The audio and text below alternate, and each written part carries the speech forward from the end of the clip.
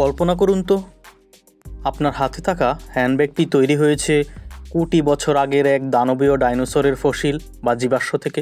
অবিশ্বাস্য মনে হচ্ছে না? হওয়ারই কথা।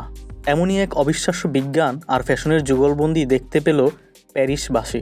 আমেরিকার মন্টানায় 2000 সালের দিকে উদ্ধার হওয়া একটি টাইরানোসরাস রেক্স বা টিরেক্স ডাইনোসরের ফসিল থেকে কোলাজেন সংগ্রহ করে তৈরি করা হয়েছে এই অনন্য হ্যান্ডব্যাগ।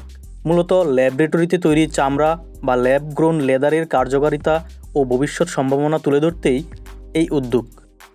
বিজ্ঞানীরা ডাইনোসরের অবশিষ্ট অংশ থেকে প্রাচীন প্রোটিনের অংশবিশেষ বের করে তা অন্য একটি প্রাণীর কোষে প্রতিস্থাপন করেন, আর সেখান থেকেই তৈরি হয় এই বিশেষ কোলাজেন, যা পরবর্তীতে রূপান্তরিত হয় চামড়ায়।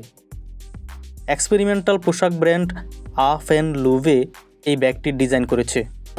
এভাবেই কোটি কোটি মানুষের ঘরে দেশ জুড়ে ফ্রিজ একটাই, Walton. C'est la conjonction entre un rêve, এটি স্বপ্ন, বৈজ্ঞানিক বাস্তবতা এবং কিছুটা মহাকাব্যিক কল্পনার এক দারুণ মিশ্রণ। de grande fantaisie et de তবে সম্পূর্ণ বাস্তবধর্মী একটি কল্পনা।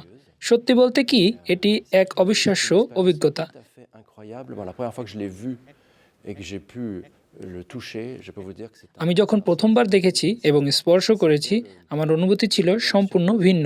ঠিক এই চমকটাই আমরা ক্রেতাকে দিতে চাই, যিনি এই প্রথম অনন্য বস্তুটি নিজের বাড়িতে নিয়ে যাওয়ার সুযোগ পাবেন। objet unique, première mondiale et tout à fait hors du commun.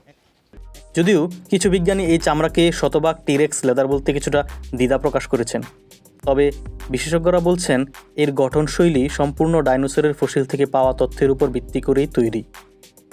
আগামী বৃহস্পতিবার প্যারিসে নিলামে উঠছে এই ব্যাগ, যার আনুমানিক মূল্য ধরা হয়েছে 3 থেকে 5 লাখ ইউরো। বাংলাদেশি টাকায় এটি হতে পারে প্রায় 6 কোটি টাকা।